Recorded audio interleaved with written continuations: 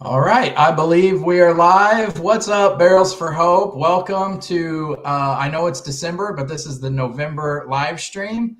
Hope you guys had a wonderful Thanksgiving. I know myself and Josh are on the back end of colds, so we're going to try to give you our best tasting notes tonight, but welcome everybody. We've got some exciting news for you tonight. I wasn't in the board of directors meeting this week, but I think Kim's you're announcing things tonight, right? Some things? Announcing a little bit. Okay, well, more to come on that. Josh, Kim, Joe, how are you guys doing tonight? Doing well. Yeah, great. Doing good. It's Getting awesome. over this cold, like you said. I know. I'll be using the mute button prodigiously tonight. Yeah. Well, guys, I hope everyone's got their Driftless Glen pick in by now. You should have it. If you were expecting it and you don't have it, don't email me. Email Earl. I'm saying that. Email Earl, Earl at barrelsforhope.com, and he'll look into it. But I think everything's going really well with the transition. I don't think we've had many problems. So if we have, I haven't heard about them. So that's good. I hope everybody's got their bottle. We're going to start tonight by pouring this and tasting it. And we would love to hear your guys' tasting notes as well. I was just telling Joe in the green room that I was pleasantly surprised because I wasn't sure what to expect from Driftless Glen. We've done several of these picks with A1, and usually sometimes they can come off a little crafty, and I get like a lot of chocolate malt notes on past picks. This pick's totally different. I don't know what you guys did, Joe. You did an amazing job because there's no craft notes. To me, it tastes like orange ribbon candy. It is really, really awesome pick. I'm really impressed with what Driftless is doing. So I don't know if you want to talk about the pick, Joe, but how was it? I know we had some people on the pick, and it looked like a great time. Yeah, it was pretty fun. I wish it was more than just getting up there and doing the pick and leaving, which is unfortunately how a few recent ones have been. But the place was awesome. If anybody hasn't visited Driftless Glen yet, it's a pretty cool visit. They have a really nice restaurant. The pick experience was all right. They had us like in a conference room with samples, which is like, okay. I mean, it was fun. I mean, yeah. Chasing through barrels or doing the pick, but we did get to go out and get a tour through the distillery, which was really cool. Went to the barrel warehouse. It was really cool for me seeing their setup because although they're larger than we are at Adventure, we're similar in scale enough where I'm like, taking some pictures and seeing how they're doing this, and trying to ask questions and maybe copying some ideas and stuff. I really loved how they had their grain milling house and their setup going to the cooker. And anybody who wants to nerd out in the actual distilling process, it's a pretty cool one to look at because it's big enough to where they have a nice operation going, but it's small enough where you get to actually see all the mechanisms moving and get a feel with how they actually run things on day to day, which was pretty cool. But yeah, and then the barrels we were tasted through were pretty good. This one was by far the best. I mean, I think if I'm not wrong, I think it was pretty unanimous on the barrel. So, but yeah, the whole experience was pretty good.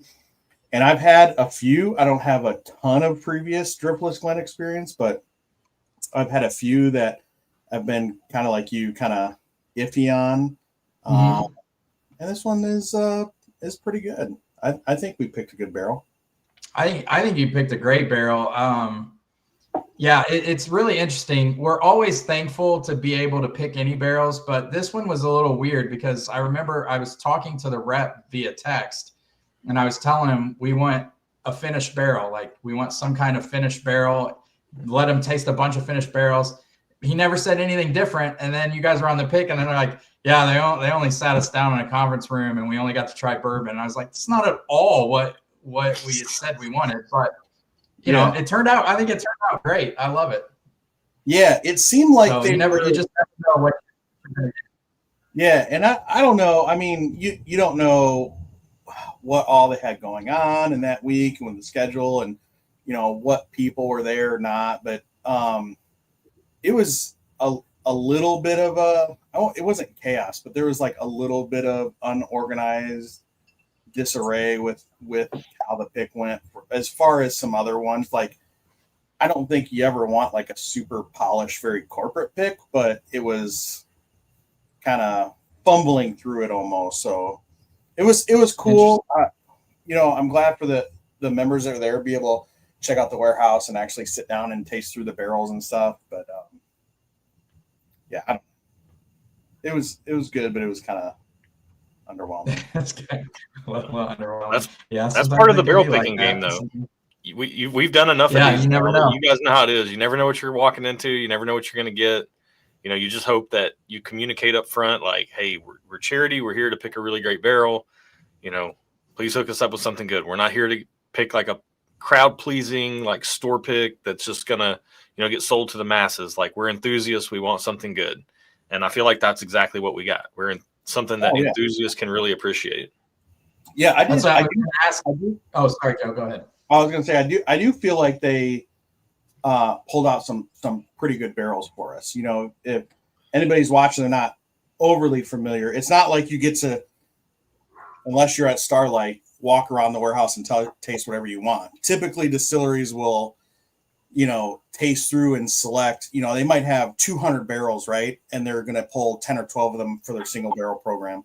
And then you get to pick through the ones they've set aside for their single barrel program. And I feel like they did set aside some really nice ones. My experience with them, some of the best barrels they did have. So that was good. Yeah, I'm excited to I'm excited, number one, that it's by far the best Driftless Glen pick I've tasted, but just to have something cool like that from Wisconsin in the collection is really cool. And it tastes really good to me. I don't know, Josh, Kim, how do you guys feel about it so far?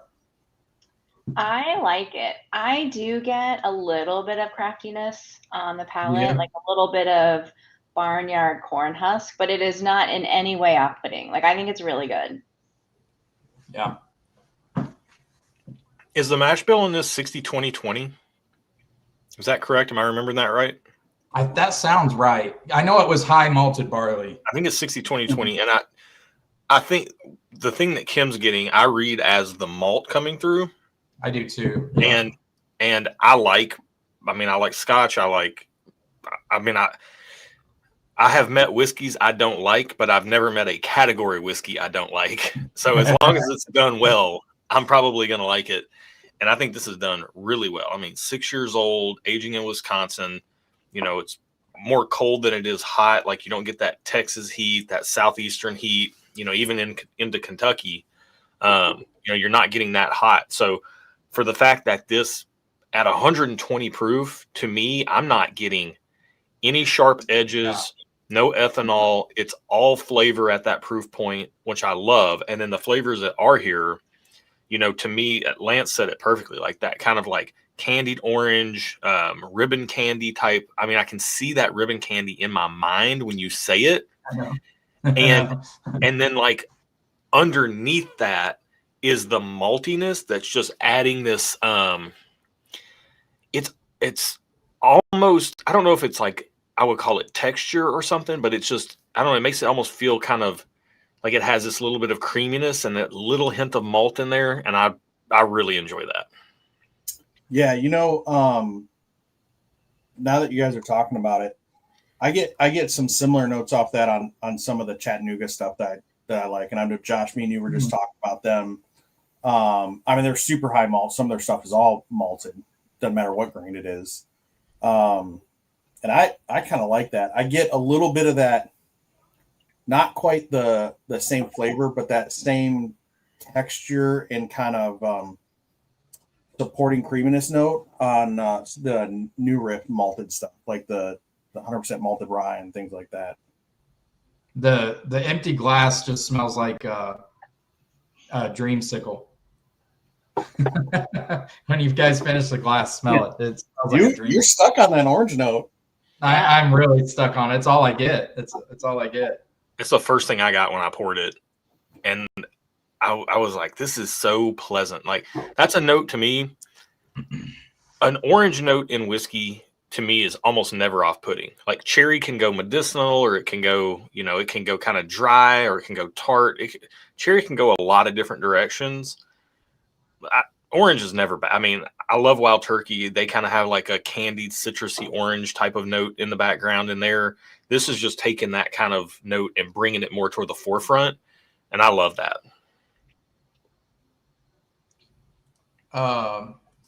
Real quick, anyone know who that is? Should I ban that? I was just going to ask, are we getting spammed? We might be getting spammed. Did the bots get us again already? I banned them and deleted it, so hopefully that wasn't somebody in our group. If it was, email us. Let us know that we banned you. Yeah, and then explain what. Yeah, there's another one up here too. Man, we've never got spam before. Yeah, interesting. That's crazy. Interesting. Yeah. So anyway, Joe, team, great job on the pick. I actually really enjoyed it, and I was holding my breath because you just never know. But I'm excited to have that in the collection. So yeah, no, it's a good one. It's an awesome place to visit. I highly recommend everyone visit them, have lunch at the restaurant, because the restaurant was fantastic. That was really good. Well, with that, let's talk about upcoming picks. Joe, you want to talk about what's upcoming and some things that we are working on? Yeah. So real soon coming up, and I am so excited. This is one of the picks that I've probably been the most excited for everyone to get in hand and to taste. That's our New Holland Walleye Rye coming up. I talked to the distillery on Monday, and it should ship out to the distributor.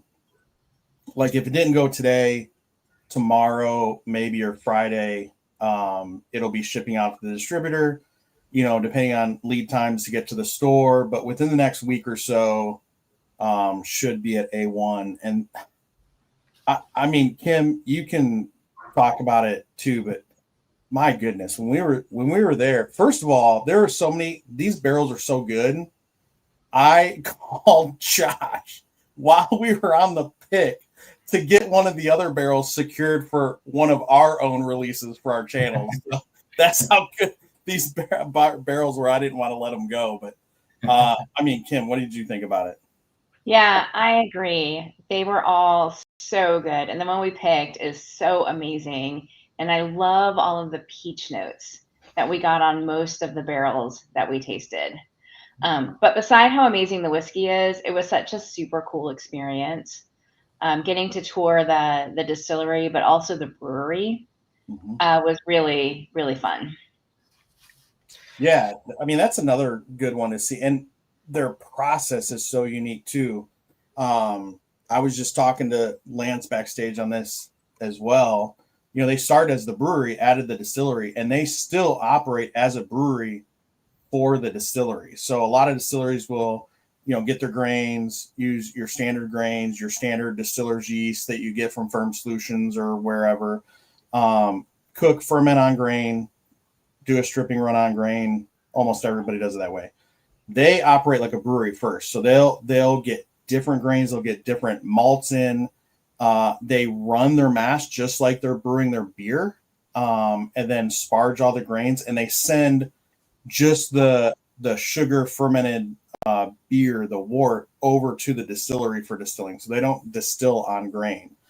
And some people love their bourbons, but their ryes, I think that whole process with that old, like 100-year-old still that they're running, and that brewing process, their ryes are unbelievable. Yeah, I'm so pumped for that.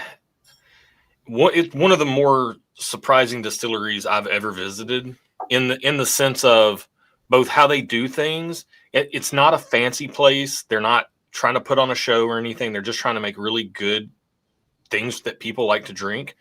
And it shows in the work that you're getting. Like it tastes like there's been care and craftsmanship put into the products.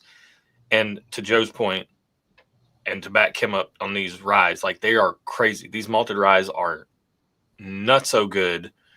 Some of the best, like my favorite whiskey, some of the most unique whiskey on market. If you guys, any of you guys watch the Bourbon Junkies, you know, Walleye and New Holland is in Michigan. They've talked about Walleye Run products extensively, and New Holland whiskeys extensively on the Bourbon Junkies channel. And, you know, if you're anything like me in a different state that's not Michigan, it's very difficult to get your hands on it. So the fact that we have a pick coming to you guys and it's going to be accessible to everybody, you're going to get bottles, that's amazing to me, because now, like, you get to experience something that I've wondered about for a very long time. I got to experience it, about a year ago in New Holland, and was just blown away. And I cannot wait to taste this. I was not on this pick, but I cannot wait to taste it, because I've not tasted a single barrel that was bad up there. Would the age come out at, Joe? I think these were all 7 or close to 8s, weren't they? Weren't they 8s now, Kim? Or they were just under 8s? I thought you guys said they were over 8. Yeah, I don't remember. I think that sounds right. They had like 8 barrels out for us. And you know, normally when you're pick, you're like, oh, we have 8 barrels. Well, great, we're gonna taste through all 8. We made it through like the first 4 or 5, and we're like, nope, throw in the towel. Like, this is it. That's how good these were. They made us even forget about the other 3 barrels. But half of the barrels were 7-year, half of them were 8. The ones that were 7 were like just under 8, like maybe 7 years, 10 months. So they were right all in that range. I don't know. They sent us the sample label somewhere. I don't know where it was at, but either way, it doesn't matter. Our Walleye Run last year with the S&W MVP was, I thought phenomenal, and both of these barrels were, even better than that. Awesome, man. I can't wait. I haven't been this excited for a pick in a while. So, well, that's not true. That's a stupid statement. I'm excited for a lot of them, but this one I'm really excited for because I haven't tasted their malted ryes, and so I'm excited. Dude, yeah, you don't get any of the herbaceousness or anything that you would get in like some of those notes that are off-putting to people in a rye. They are so sweet and delicious. It's been said in chat, we've talked about here, it's peachy. You know, it's like peach candy. Even their distillate, just straight off the still, has like a peachy note to it. So the barrels last year had a lot of the peach candy. This year, I thought these were like peach cobbler. So you still have the super pronounced peach note, but then there's like this buttery pie crust and all like the brown sugar crumbles on top. Oh my God, that sounds amazing. Yeah. Sounds ridiculous. Yeah. So, all right. So we got that. Hopefully hitting A1 here pretty soon. I think we were talking to Earl, just based on the holidays when everything's scheduled. What is it looking like, Land? That shipping party probably won't be till after the 1st, though. Yeah, it'll probably be first couple weeks of January is when I think we'll try to get it out. All right. Then speaking of January and speaking of, Josh brought up the Junkies. Looking at Evernorth coming up in January, which I'm super excited about. If anyone has not had any of their single barrels, man, they've got some great barrels that have come in from a lot of different distilleries. We were up there again, Josh and I, about how long ago was it? That wasn't quite a year ago, was it? That was back in March, I believe. March or early April. Yeah, so they're always getting cool barrels in, though. They're always finding cool barrels on market. Like when we were up there, we picked the bourbon that we picked it was from Green River, but it was a mash bill that Green River's mash bill is pretty widely known as being a 21% rye bourbon mash bill. Mm-hmm. What we got was like a 16% rye. Like Green River doesn't even sell that under any of their labels. They only source those barrels out, and they don't do a lot of them. So being able to try and taste those was a ton of fun. And I know right now things could change between, for the next month and a half. This pick is going to be January 27th. there's no telling what they'll have in at that point in time. Yeah, it's gonna be cold. We're gonna have to warm up the samples and taste. Hey, that's we might Lance, you won't have any trouble. You're used to this weather, man. Come on. I'm insulated, so. And Dan runs hot, so he's going to be fine. Right. I'm going to be the one that's on the struggle bus with all the cold weather. You can get in between Dan and I, Josh. So like a little Oreo sandwich, and I'm the filling. So that's coming up in January. We are looking at NBC in March. Yes. The guys down there.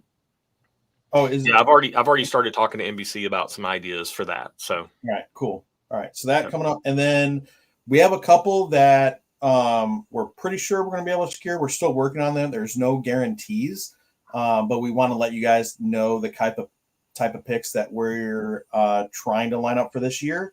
That'll be a Weller pick, and then also a backbone pick. So the backbone, of course, I mean, everyone's going to get excited about going back to Buffalo Trace and doing a Weller pick, but a backbone pick is actually excites me. So yes, that would be pretty cool. And then we're looking at other options for the rest. I'm sure we'll probably be looking at doing our private label number 2. I've got a lot of there are some crazy amazing barrels coming on the market. It just depends on how big we want to go for that. If we want to be in the like NBC range, or if we want to be in the 4K range for what type of barrels that we want to bring in for that. But definitely we got to talk to Brian. We got to see what Brian will approve. Definitely, I know for a fact we can be in the at least lower to middle teen year range, double digit range, in that like 12 to 14, maybe 15 year range. I would love, there's some older rye barrels hitting the market that I would love to look at. So That'd be awesome. Yeah, there's some interesting stuff, and there's a lot of other distilleries with barrels hitting the market that actually have some really nice stuff. So a lot of cool stuff to look at for that. That's awesome, man. It's exciting stuff. Got these barrels in the works for y'all. We got it'll be I mean, between the New Holland shipping in January, the Evernorth will probably be like early January, late February, something like that on those. Could even be early February. And then the NBC stuff will probably ship, I would imagine, probably early April or something like that. So we're going to be rolling. This is kind of how it goes. We're seeing the pattern now in year 3 of barrel picks. It's like, they'll kind of trickle out through the year, and then the way that things get with distribution and all that, the picks start rolling out a little bit backloaded, but we got some awesome stuff coming you guys with. Yeah. And what's cool is, and maybe you guys have been seeing this and noticing is, we went through that kind of like aged barrel drought there for about 4 or 5 years, where it was super tough to even find anything 6 years or older. And there's a lot more older barrels available. Even legacy distillers or ages are creeping up. All the craft guys that have really like made it and been able to hang out and stick around have super high ages. I mean, Woodinville is releasing 9-year-old. There's 10-year-old Woodinville barrels on the market. New Riffs got stuff up in that like 9-10 year range now. What we were just talking about, even this Driftwood Glen, 6 years old. So there's a lot of these distilleries that were releasing stuff, 3-4 years ago that people were excited about, that now are getting 8, 9, 10-year-old plus barrels. So there's going to be a lot of aged whiskey available in the U.S., which is really exciting. Good for us. It's good for us. I like it. Yeah, so I mean, if all those picks pan out, then we've got a couple more barrels to decide on for year 4. So we're doing pretty good. If you guys don't know, I think most of you do, but you can always go to barrelsforhope.com, click on barrels, and you'll see, if you scroll down, you'll see each year what barrel picks we did. So that's always there if you're curious. So Brian, Bourbon Engineer asked, I can get him an aged tequila barrel. I'm trying to get myself an aged tequila barrel. I've got 2 distilleries that I've emailed over and over. I've translated into Spanish and emailed, and I can't get any responses. So I don't know. Maybe down in Mexico, if you get an email from the U.S., they assume it's spam, just like when we get emails from out of country, we assume it's spam. I have no idea, but. Yeah, I can't even get myself a tequila barrel. I mean, I could. You go through a third-party broker, and then you pay like quadruple the amount, and you don't know what condition the barrel's in, and it's best to get it right from the source. All right. So as usual, guys, if you have suggestions, I saw someone posted some suggestions up there. If you want us to ever look and ask our partners about barrel picks, let us know, and we will definitely talk amongst the board and see what we can do. So, all right. With that, I think we're on to the annual year-end event. Oh, hey, real quick, do you have any bottle donations to announce? No, I was gonna, like I was telling Joe before we got on, Narav's been pretty sick, so I asked him, and then he finally got back to me today, but he hadn't been in the store, and he's not feeling good. So I'll give him, and I'll let you guys know. But I don't. Yeah, you might have told me that. Maybe I just. No, that's okay. It's okay. Man, what is with the spam? I don't know. The Bourbon Engineer said, "Don't send that gringo any info." Yeah, I don't know, man. We got people looking for girlfriends and everything on here tonight. We need to mod some folks up. No, that's kind of when you made it. I mean, we were doing our live like blind sample tastings with the Whiskey Society, and we started getting spam on there. I'm like, we're like a little tiny whiskey society up here in Northwest Ohio. I think we had literally like 8 people watching, and we were getting spammed. Oh, that's funny. Yeah, it was crazy. All right, Kim, you want to fill us in on the year-end event info? Would love to. I'm so excited about the annual event. A lot of work still happening. A lot of stuff we don't know yet. But what I can tell you is mark your calendars for the weekend of July 25th. We will be going to Bardstown. Yeah. Bourbon capital of the world. That's right. Yes. So a lot more info to be coming, including ticket prices, itinerary for the weekend, hotels, all of that is still being worked. But we do have an event location. We have a date. We have catering. It's very excited to be going back to Kentucky and especially to Bardstown. So July 25th, that weekend. And if you haven't been to Bardstown is like the quaintest, coolest little city that has some of the biggest distilleries in the world in it. And it's so crazy. Like I remember the first time I went to Bardstown, like you drive into the city limits and the smell of mash is just in the air. Like just the air in Bardstown smells like most other places inside of their distilleries. So it is crazy. Yeah, that's right. Neat's in Bardstown now. That would be.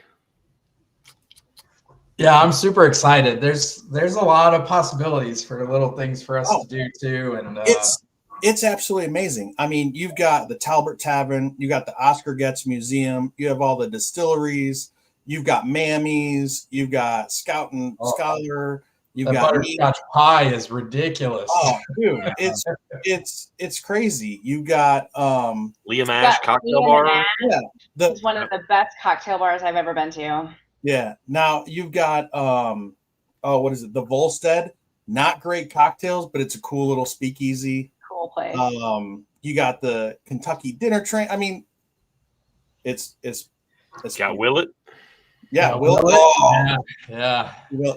And I can't believe how many people who are in this group and never been to Bardstown. I couldn't believe Earl has not been to Bardstown. Yeah, that blew my mind when I was watching the board of directors meeting.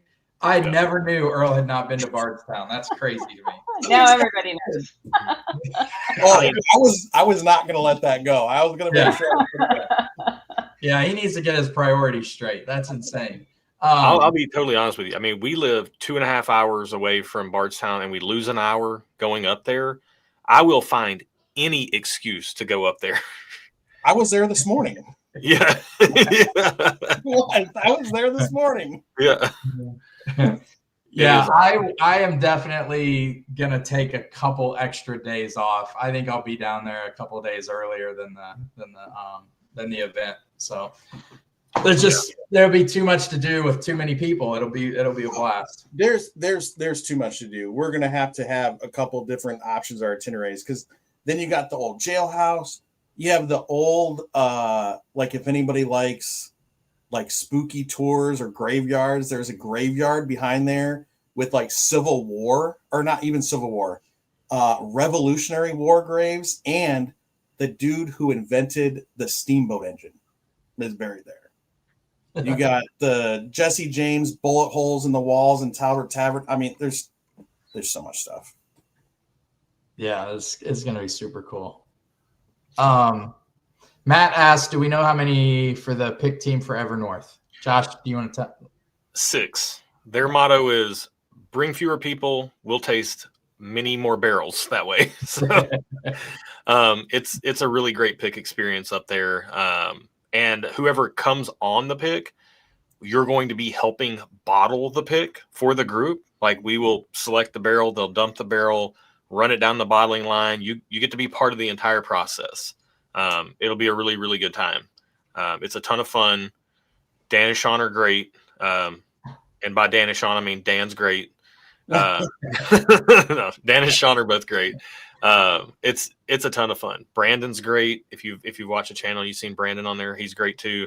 Yeah, they're just doing really good, really cool whiskey things up there, and that's what we like. We like cool whiskey things. So, did Earl say when he was going to post poll to see who wants to go on that? I'll talk. Well, Earl's watching. I'm sure he can probably post it whenever he wants. Yeah, and we'll when we do this, we'll get all the details. I know Lance, myself, and Dan are in on this one, and then we're gonna stay at the Fairfield there in Midland, Michigan, but there's nothing where Evernorth is at all. So Midland's the nearest place, and we'll stay there, and we'll have a bottle share probably. If you're there the day before the pick and the night of the pick, we'll have a bottle share the night before the pick, as well as a bottle share the night after the pick as well, there at the Fairfield. Like, we'll be in somebody's suite or something like that.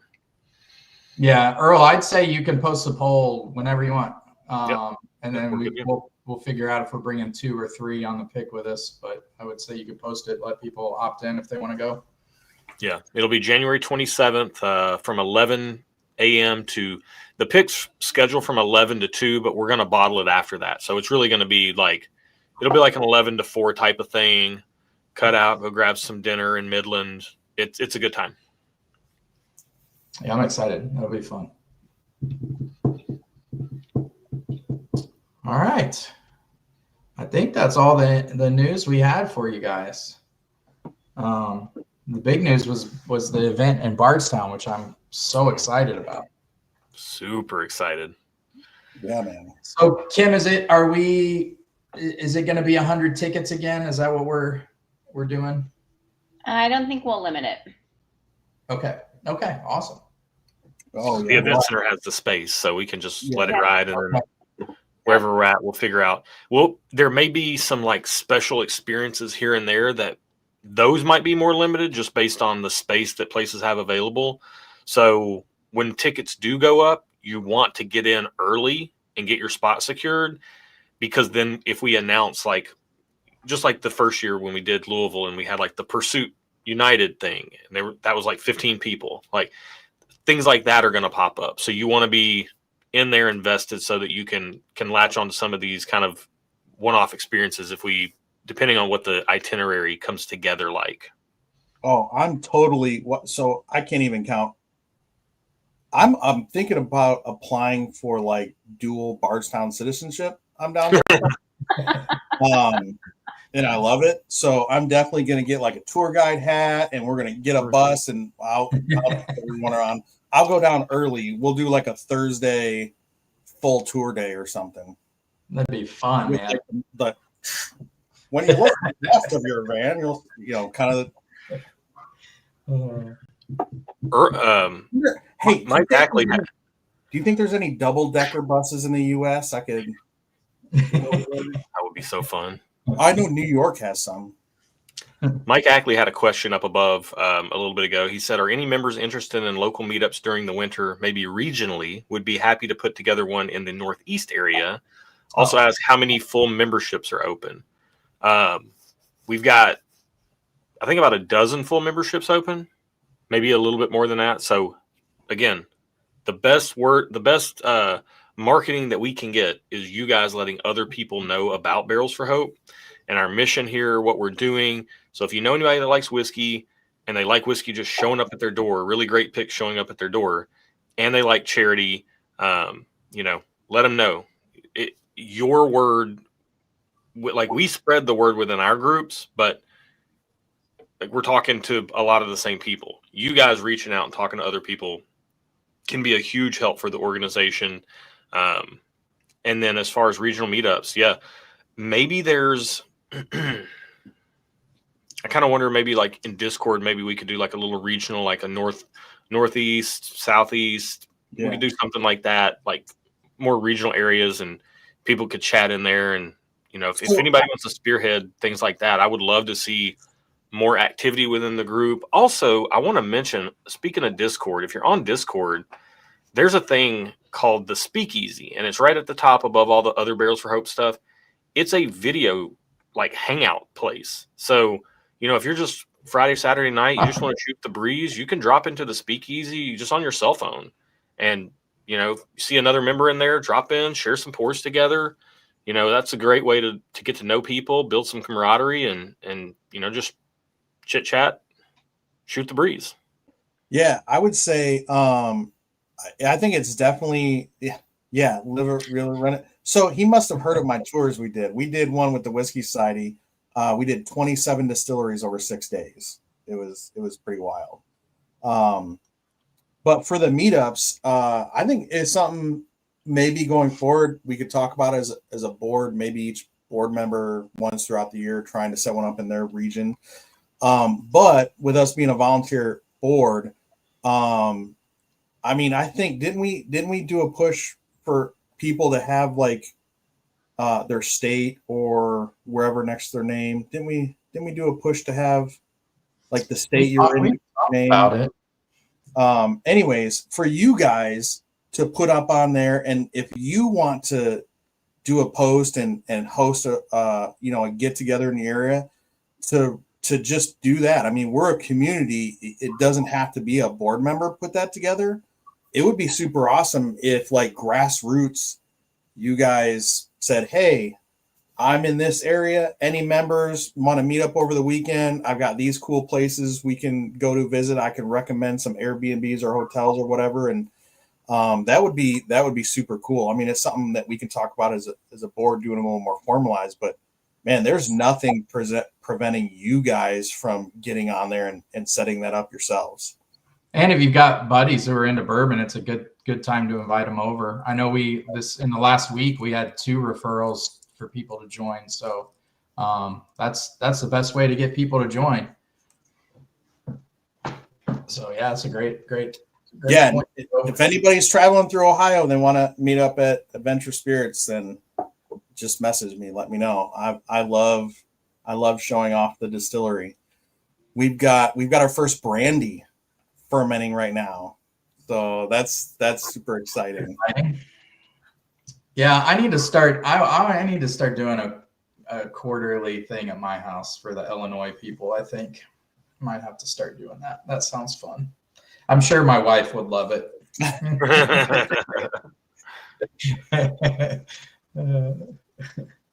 Ed's coming this weekend. We've got a 2-night live stream, Friday and Saturday night, for where people send in samples. We're crowning the greatest of all time. So, actually, Friday night we're tasting the worst. People send in the worst samples. Saturday night we're tasting the best. So, should be pretty fun.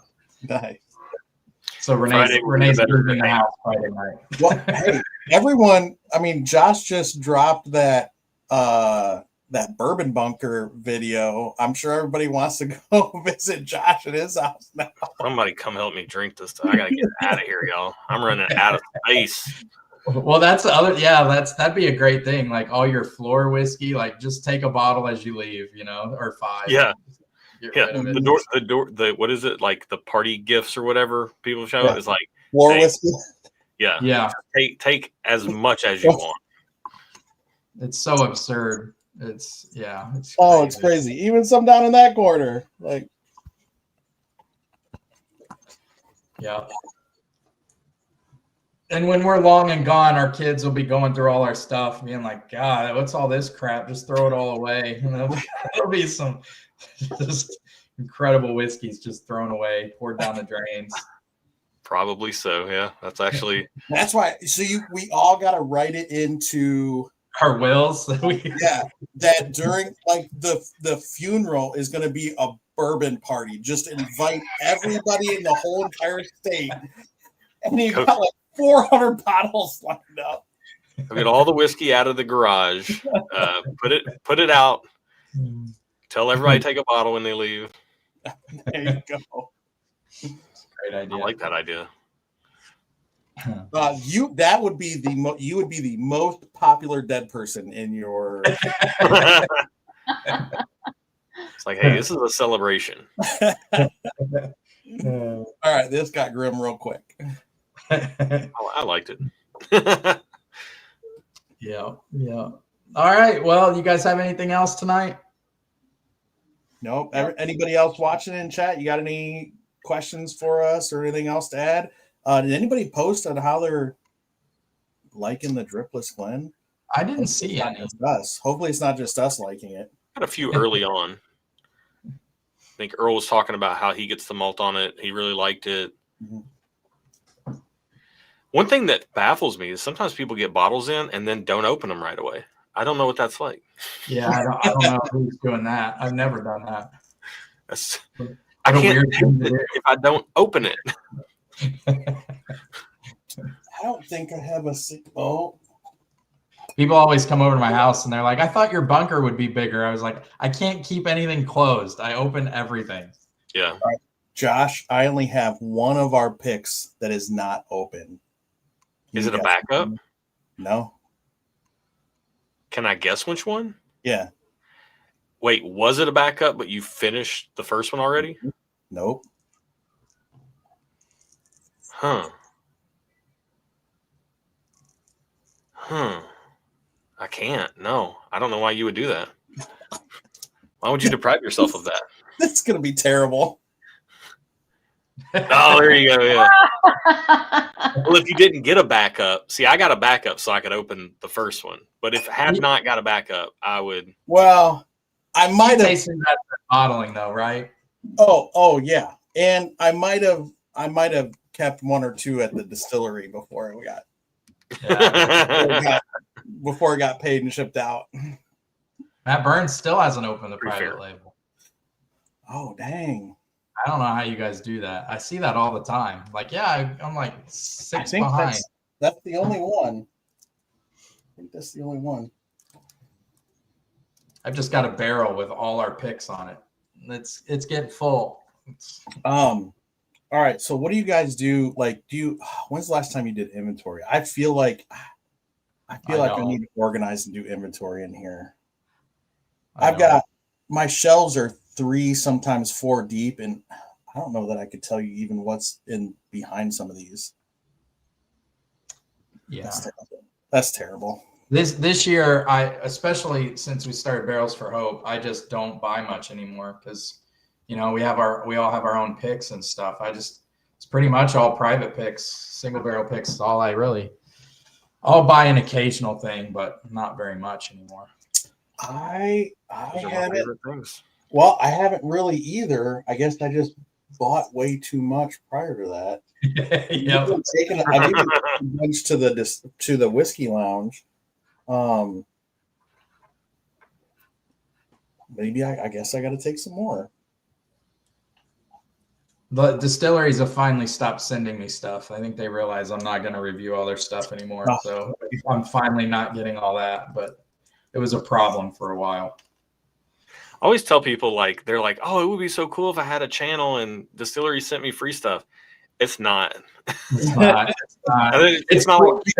It's really cool. Like the first 5 you get, you're like, oh, this is cool. And then you're like, yeah, this isn't cool anymore. Well, because they're not sending you BTAC and Pappy and King of Kentucky and yes, old 19-year and Hard Truth sent me every bottle they ever released. I mean, they were sending. I bet they've sent me $4,000 worth of whiskey. It's insane, and their stuff was great. Like all the finished stuff, everything. But how many for every one of those bottles they sent you was great? How many bottles did you get from distilleries that were mediocre to not good? A lot. Too many. A lot. Mike Ackley said, my rule's only having 15 bottles open at a time, so I open the other mics. That's funny. Nice. All right, guys. Well, I don't have anything else. So we appreciate you all. Love you all. I'm glad there's still a lot of excitement around the organization. We're so excited. I mean, this next year-end event, we're going to be over 100,000 in donations. So that's all because of you guys. So thank you guys very much for all that. I tried to post about just to kind of give you guys a snapshot of what we've done with our $90,000 so far. And it seemed like that got a lot of response, which was cool. If you guys didn't know, for those of you who aren't on Discord, I started sending a newsletter. So I hope you guys appreciate that. I got a lot of good feedback from that. From those of you not on Discord. That takes a lot of work.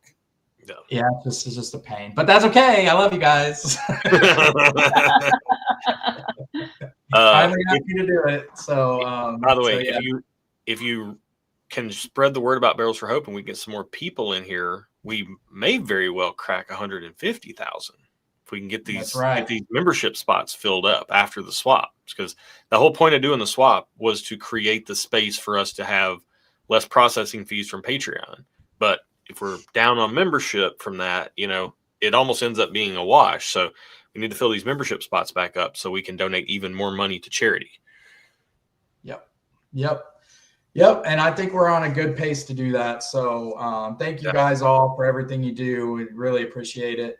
This year-end event is going to be amazing. As always, thanks, Kim, for all your hard work behind the scenes and dealing with us board members as we throw all these ideas at you. I think the next couple of years are laid out. It'll be amazing. So thank you guys. Cheers to everybody. We'll talk to you guys. I don't think have we scheduled December's? Not yet, but usually we're the last Wednesday of the month. That's like New Year's Eve. So we won't do it then, but we'll figure it out. Just keep your eyes peeled.